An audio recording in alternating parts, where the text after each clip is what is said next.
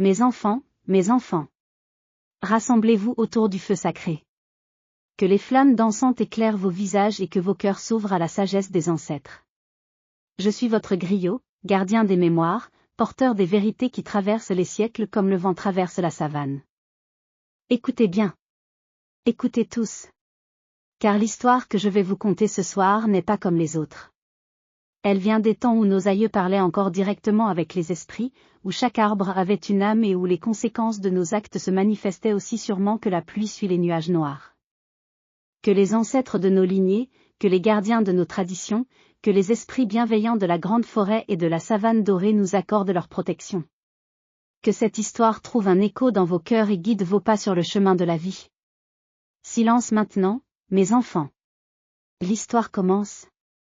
Il était une fois, dans un village prospère situé aux confins de la grande forêt de Mayombe, là où les arbres géants touchent le ciel et où coulent les eaux pures du fleuve Kouilou, un jeune homme nommé Mbanza.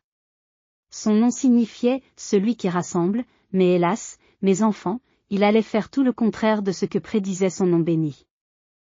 Mbanza était le fils unique de Tata Nkembo et Maman Landu, deux êtres d'une bonté légendaire dans tout le territoire. Tata Nkembo, forgeron réputé, avait des mains qui transformaient le fer en objet de beauté, des houes qui faisaient prospérer les champs aux bijoux qui ornaient les fiancés. Maman Landu, tisserand d'or pair, créait des pagnes si beaux que même les oiseaux s'arrêtaient pour admirer leurs couleurs chatoyantes. Ces deux vieillards, courbés maintenant par le poids des saisons, avaient consacré leur vie entière à élever leur fils unique avec amour. Ils lui avaient transmis tous leurs secrets, toutes leurs techniques, tout leur savoir. Comme disent nos ancêtres, l'arbre qui veut grandir grand s'appuie sur ses racines profondes. Mais Mbanza, mes enfants, Mbanza avait le cœur dur comme la pierre et l'esprit agité comme la fumée. À mesure qu'il grandissait en force et en habileté, il regardait ses parents avec des yeux de plus en plus froids. Ils me ralentissent, se disait-il. Ils mangent ma nourriture, ils occupent ma case, ils me donnent des conseils dont je n'ai plus besoin.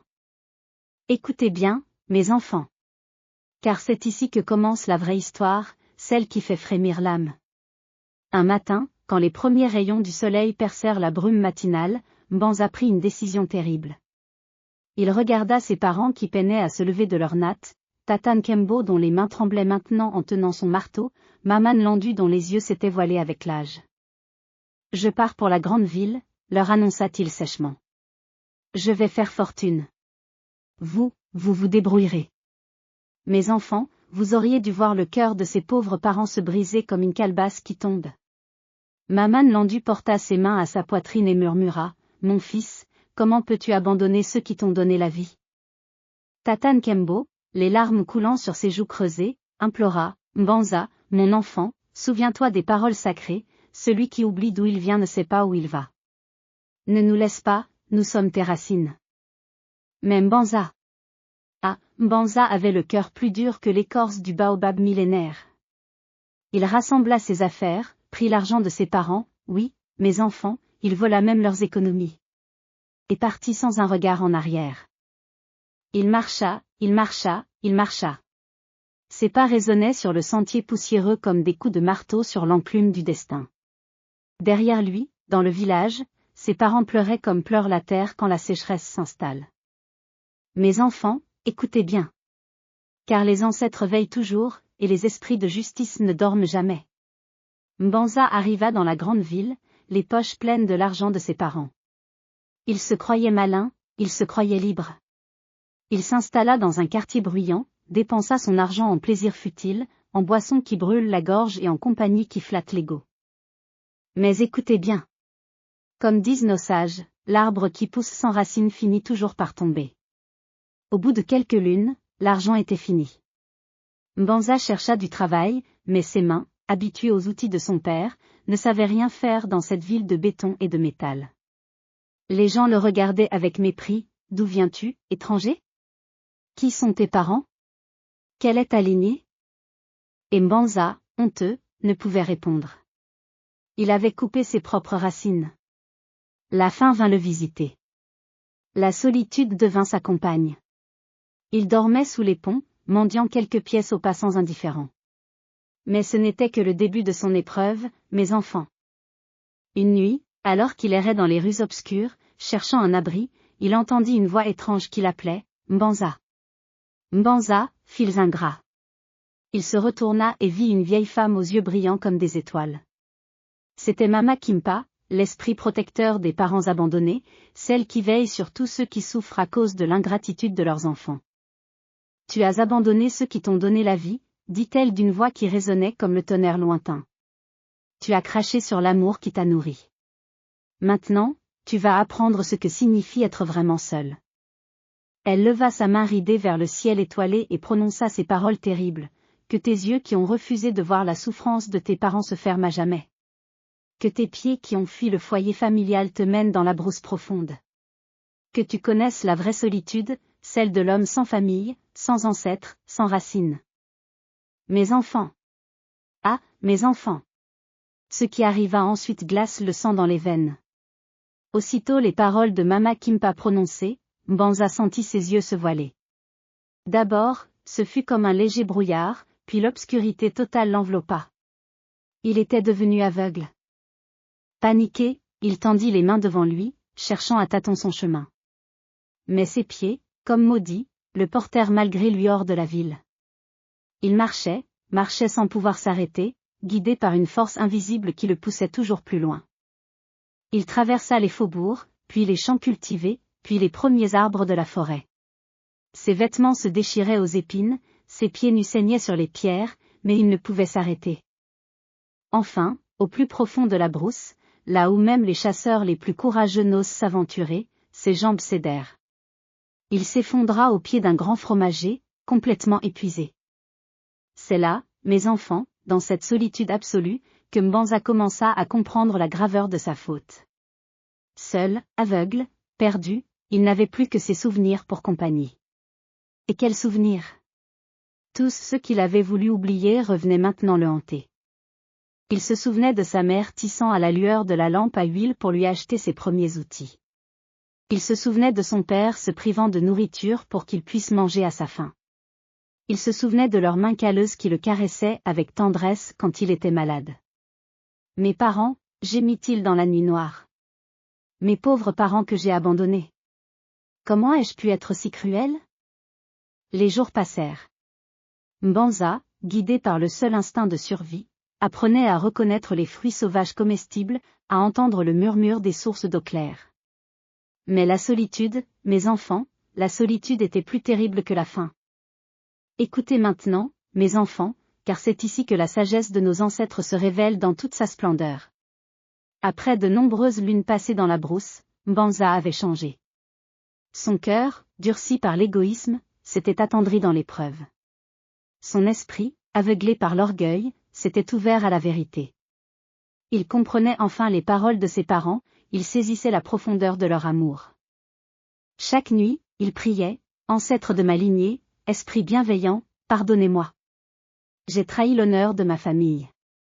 J'ai oublié que comme dit notre proverbe, la main qui donne est toujours au-dessus de celle qui reçoit. Mes parents m'ont tout donné, et moi, qu'ai-je donné en retour ?» Une nuit, alors qu'il pleurait amèrement sous les étoiles, une voix douce lui parvint. C'était l'esprit de son grand-père, Tata Lukuni, qui lui apparut dans un rêve. « Mon petit-fils, dit le vieil ancêtre, tes larmes ont lavé la souillure de ton cœur. Ta souffrance t'a enseigné ce que mes paroles n'avaient pu t'apprendre. Mais il n'est pas trop tard. Lève-toi. Retourne vers ceux qui t'attendent encore. Mais grand-père, sanglota Mbanza, je suis aveugle. Comment retrouverai-je le chemin ? Écoute bien, mon enfant. Ferme les yeux de ton visage et ouvre ceux de ton cœur. Laisse l'amour filial te guider. Suis le chant des oiseaux qui vont vers les villages, suis le parfum des feux de bois, suis la voix de ton cœur qui t'appelle vers la maison. Au matin, mes enfants, un miracle s'accomplit. Mbanza se leva, et bien qu'aveugle, il sentit une force nouvelle l'habiter.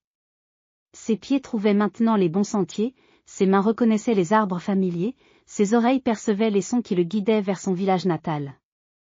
Il marcha des jours et des jours. Parfois, il trébuchait, parfois il se perdait, mais toujours cette force intérieure le remettait sur le bon chemin. Les voyageurs qu'il croisait s'étonnaient de voir cet aveugle marcher avec une telle détermination. « Où vas-tu, frère ?» lui demandait-il. Je rentre chez moi, répondait-il simplement. Je retourne vers mes racines. Enfin, un soir, il reconnut les odeurs de son village, la fumée des foyers, l'arôme du manioc qui cuit, le parfum des fleurs de frangipanier. Son cœur se mit à battre si fort qu'il crut qu'il allait éclater. Guidé par ses souvenirs, il se dirigea vers la case familiale. De loin, il entendit une voix faible, celle de sa mère qui priait, « Ancêtre, ramenez-nous notre fils. Nous pardonnons sa faute. Nous l'aimons malgré tout. Ramenez-le-nous avant que nos yeux se ferment pour toujours. » Mbanza s'approcha, tremblant. « Mama. Maman Landu, c'est moi. » Un cri de joie déchira la nuit. Maman Landu se précipita vers son fils, suivi de Tata Nkembo qui boitait maintenant mais qui courait quand même.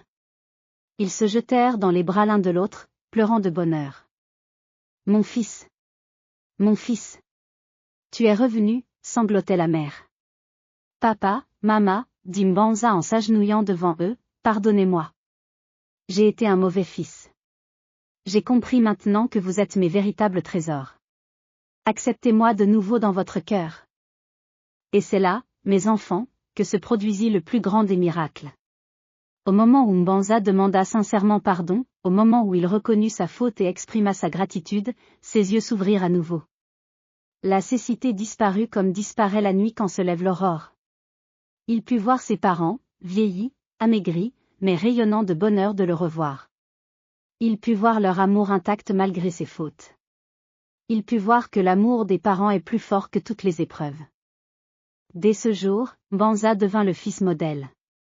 Il soigna ses parents avec dévouement, reprit l'atelier de son père, continua l'œuvre de sa mère.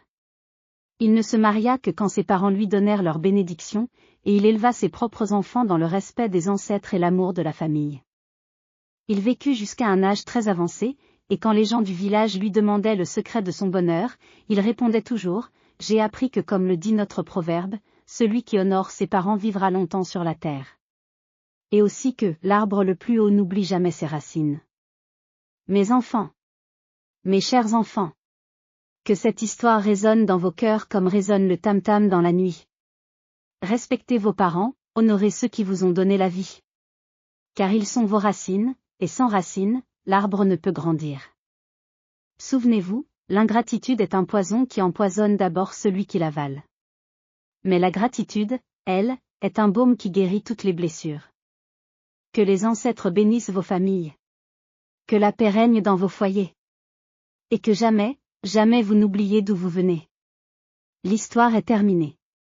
Que chacun retourne dans sa case avec cette sagesse dans le cœur.